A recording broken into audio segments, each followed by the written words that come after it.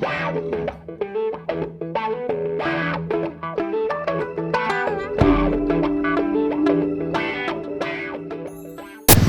Cécilia. Nous nous rencontrons aujourd'hui pour parler de votre garçon, Lino, qui a 8 ans et souffre d'une maladie orpheline. Vous allez nous expliquer laquelle, en termes simples. Alors, Lino souffre d'une maladie qui s'appelle le déficit en fumarase.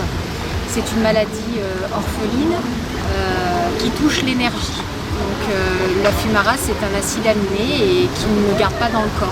Et donc, du coup, ça casse sa chaîne énergétique et il a donc très peu d'énergie, ce qui cause l'ensemble de ses troubles. Et ça se traduit chez lui par plusieurs handicaps à plusieurs niveaux? Oui, alors un handicap moteur, Lino ne peut pas marcher, il ne parle pas, à part quelques mots, l'absence d'énergie, en tout cas la faiblesse en énergie fait qu'il n'arrive pas à manger correctement par la bouche, et donc il a une gastrostomie, c'est-à-dire une sonde gastrique, voilà, et un retard cognitif aussi, puisque l'énergie on en a aussi besoin pour acquérir toutes les acquisitions au fil des années, et Lino à 8 ans n'a pas les acquisitions d'un enfant de 8 ans, il a un retard mental. Alors cette maladie est peu connue, mal connue, est-ce qu'elle est traitée? Alors le déficit en fumarase, aujourd'hui il n'y a aucun traitement pour traiter, on ne sait pas comment traiter un déficit en fumarase, on n'a pas de solution aujourd'hui. On ne peut gérer que les conséquences, c'est-à-dire Lino ne marche pas, donc on va lui faire du kiné, voilà, pour essayer d'améliorer ses conditions motrices, voilà, mais il n'y a pas de traitement en fait pour guérir Lino. Et il y a beaucoup de cas en France et dans le monde? Alors en France il y a 3 cas. Et dans le monde, il y a moins de 100 cas diagnostiqués. Donc oui, vous êtes... on est un grain de sable. Voilà, exactement. Voilà. Donc je comprends le problème. Il n'y a pas de recherche parce que vous n'êtes pas assez nombreux. Tout à fait. C'est ça? Oui, on se sent un peu, c'est même pas qu'un peu, on se sent oublié. Parce qu'en fait, le fait qu'il y ait peu de cas fait qu'aucune recherche n'est lancée. Et c'est le but de mon association. Alors vous avez créé une association, vous allez me dire son nom, depuis quand elle est créée, est-ce que votre appel aux dons, vous nous expliquerez pourquoi, a rapporté jusqu'à présent? Tout à fait. L'association que j'ai créée s'appelle Ma Fumarase, mon énergie. Voilà, parce que je pense que ça résume un petit peu la situation. Si j'ai ma fumarase, eh bien, j'aurai mon énergie. Je l'ai créée, bien sûr, pour faire connaître cette maladie aussi, parce qu'à travers cette association, eh bien, les gens, de plus en plus de personnes, finalement, du coup, apprennent qu'il existe cette maladie.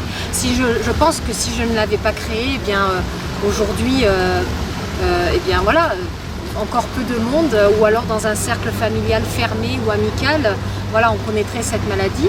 Donc j'essaye de la faire connaître et bien évidemment j'essaye de récolter des fonds pour lancer un projet de recherche, parce que il n'y a pas de projet de recherche pour trouver une solution pour guérir le déficit en fumarase. Moi, en tant que maman, je ne peux pas rester passive. Voilà. Est-ce que ce déficit est d'origine génétique? Oui. Oui. C'est une maladie génétique. Il suffit que, comme beaucoup de maladies génétiques et maladies rares, que le papa et la maman soient porteurs sains en fait, de ce gène.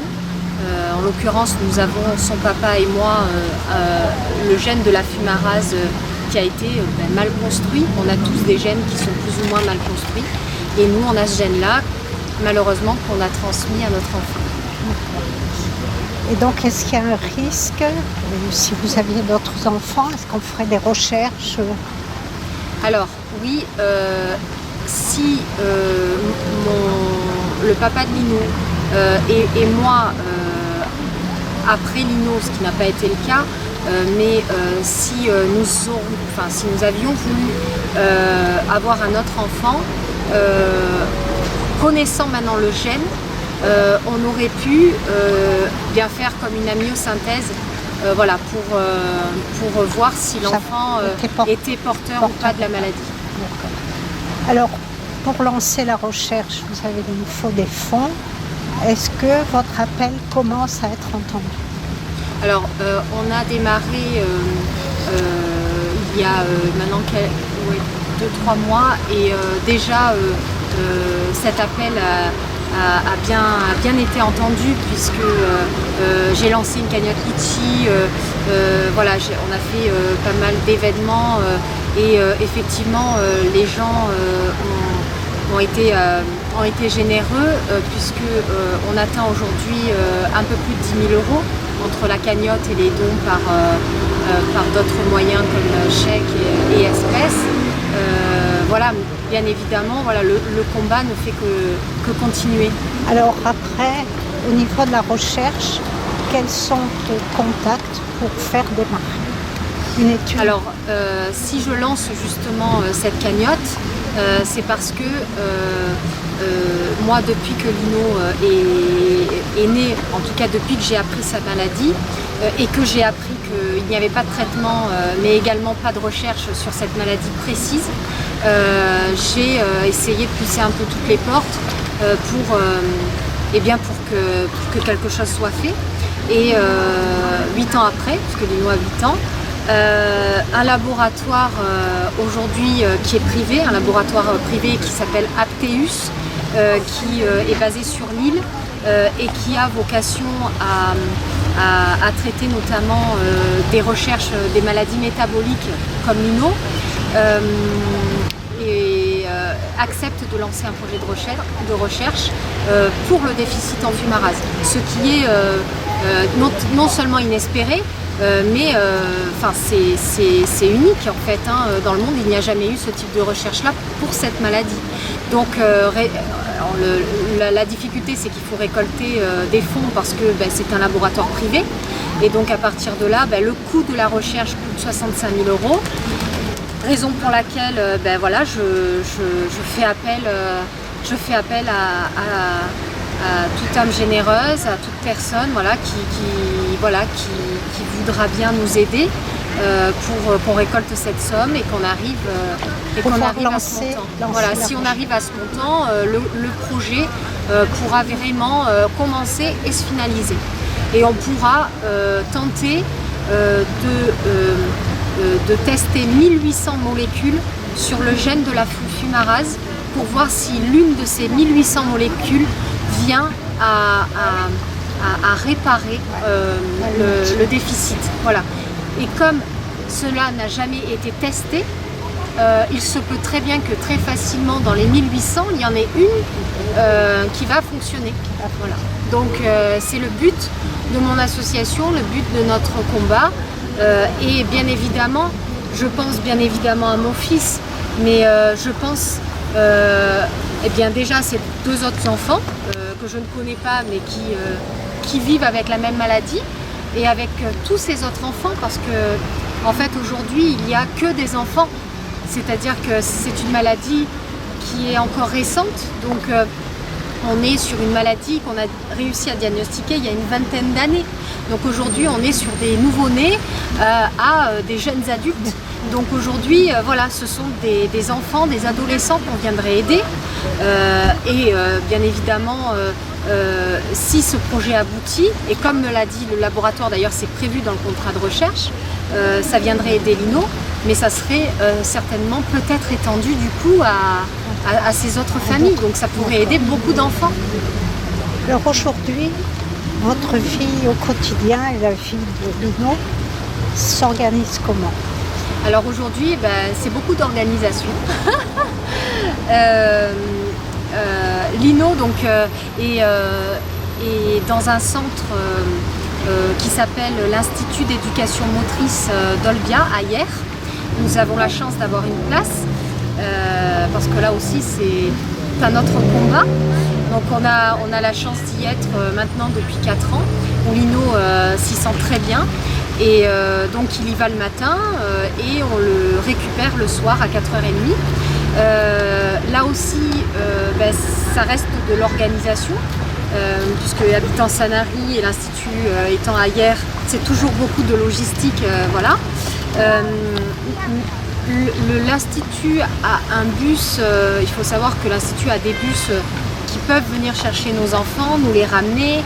Le problème c'est que le bus, par exemple trajet Sanary-Hyères, ce bus va aller chercher plusieurs enfants. Voilà. Et pour Lino qui a une maladie qui touche son énergie, c'est impossible. En fait, il ne peut pas tenir 2 heures dans un bus, parce que concrètement, d'aller chercher tous les enfants ou de les ramener, étant la commune du coup la plus éloignée de Hyères sur ce trajet, c'était impossible de prévoir cette possibilité de transport.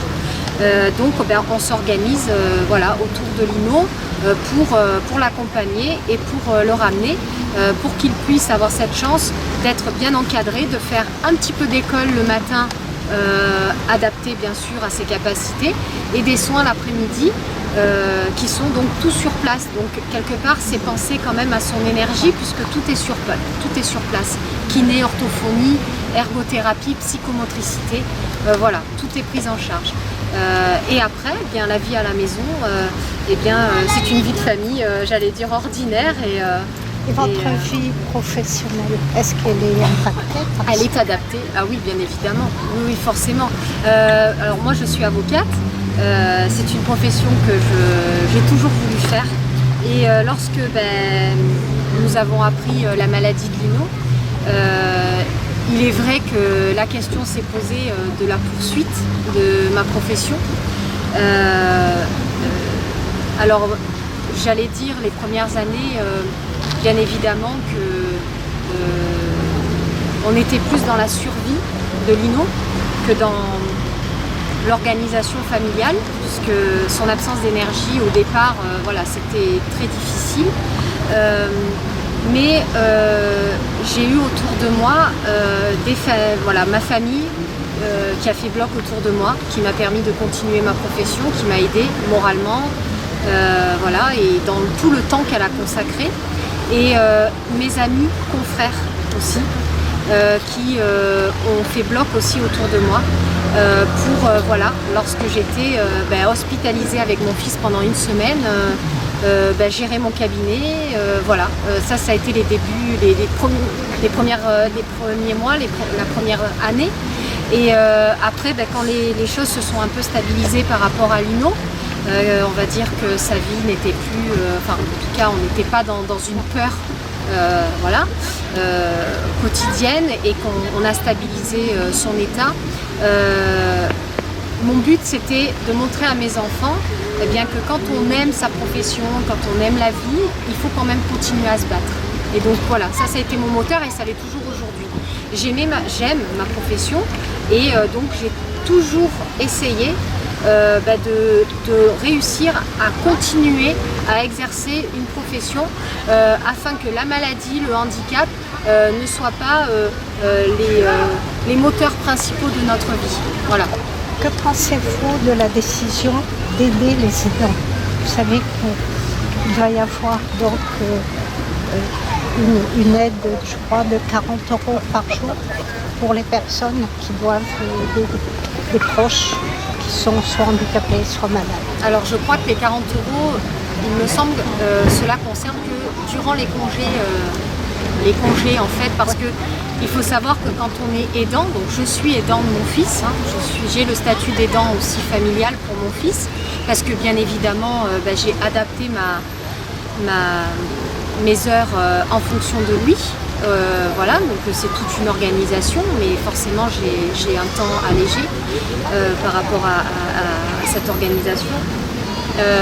Mais ce que je pense de cette aide, je pense que concrètement, Alors bien évidemment que c'est un plus. Je ne vais pas dire que, voilà, pour une fois qu'on pense aux aidants, je pense que c'est un plus. Mais ce n'est pas suffisant. Ce n'est pas suffisant parce que être aidant, c'est renoncer pour certaines mamans ou papas à une activité professionnelle totale. Je veux dire, l'aide qui est aujourd'hui versée n'est pas suffisante. Voilà, parce que elle ne vient pas combler une véritable rémunération que la personne aurait pu avoir avec son diplôme. Donc j'allais dire, tout dépend la vie que vous aviez avant de devenir aidant. Parce que des fois, on peut arrêter du jour au lendemain pour aider un proche et on a des charges actuelles qui étaient en accord avec un revenu qu'on percevait jusqu'à présent. Alors on se reverra.